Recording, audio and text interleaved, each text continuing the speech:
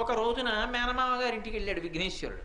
మేనమామ గారింటికి వెళ్ళి ఆడుకుంటున్నాడు. ఆడుకుంటుంటే ఏదో శ్రీ మహావిష్ణువు సుదర్శన చక్రం తీసి అక్కడ ఇట్టారు. పిల్లాడు కదా అటు ఇటు చూశాడు, ఏదో బాగుందని తొండంతో తీసుకుని నోట్లో పడేసుకున్నాడు.